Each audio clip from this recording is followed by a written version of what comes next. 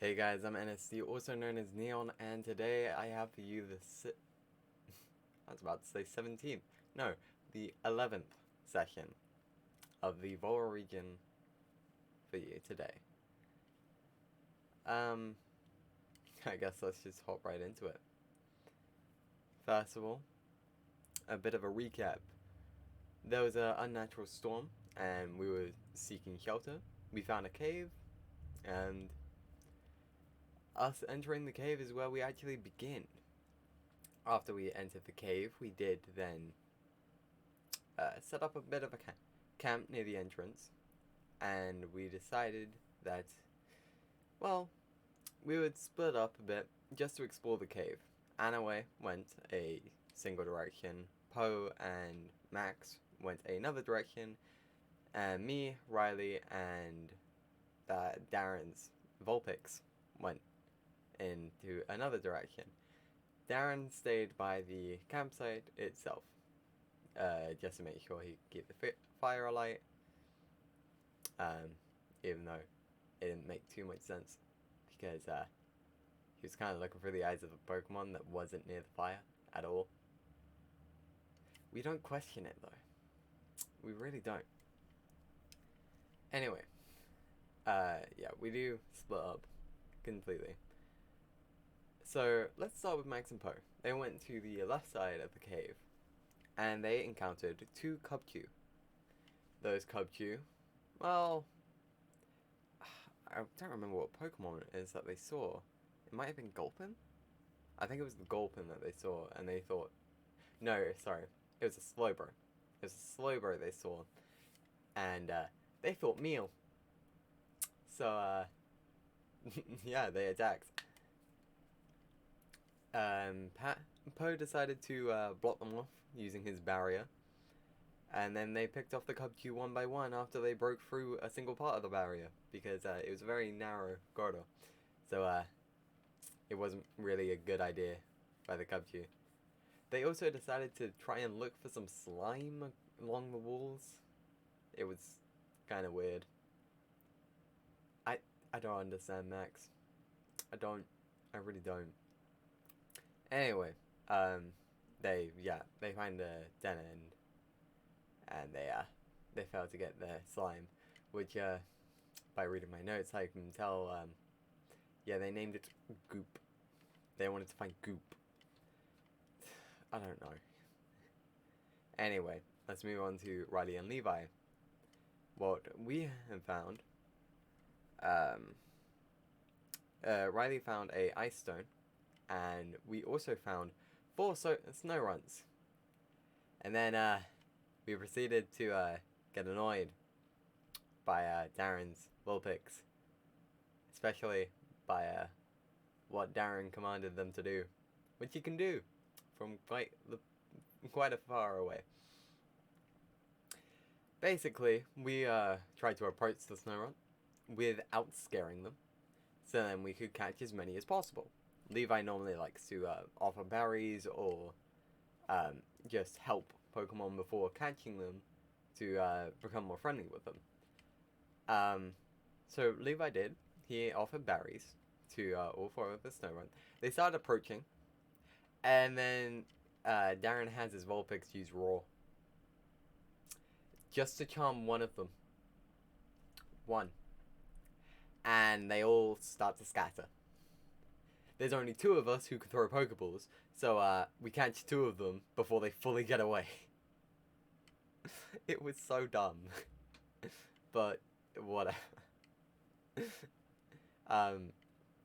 Yeah, Riley then picked up Vulpix by the scruff, and starts yelling at Darren through Vulpix. And basically Riley intimidated the Vulpix enough to make sure that they wouldn't attack them, because it looked like they were about to attack Riley, who was just picking them up and just screaming at their face, basically. And that was basically all there was for that section. Yeah, then with Riley, Anaway went to the right, having their Teddiursa going slightly ahead of them, and Teddiursa finds another person in the cave. Anyway, well, basically, they thought that the Teddiursa was lost and offered to help them, and then Anaway came up behind and goes to talk to them. Everyone, after talking to them for a tiny bit, I genuinely don't remember what they were talking about. They just talked about something for a bit. And then eventually everyone gathered back near the entrance with the fire. And we talked to the girl that Anaway found. Her name was Cara, and she was the sister of the Ice-type gym leader. The Ice-type gym leader being one of the first.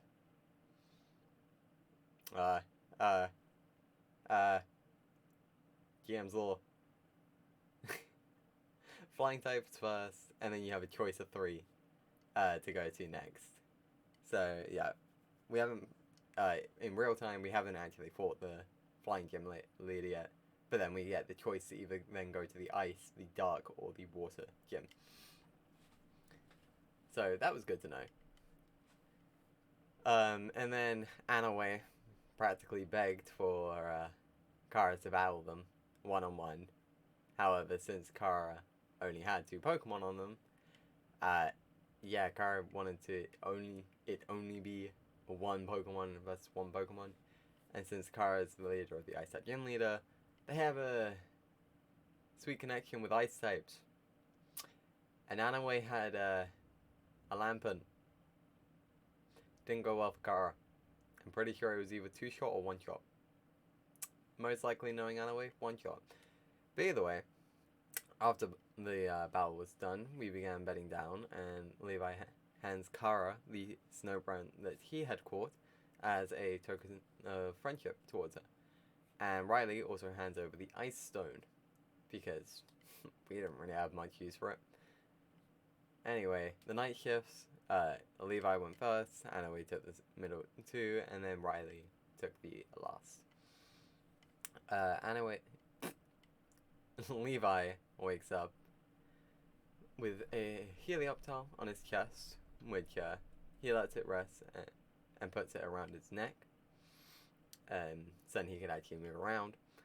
And the group packs up their stuff and has a morning meal with Cara.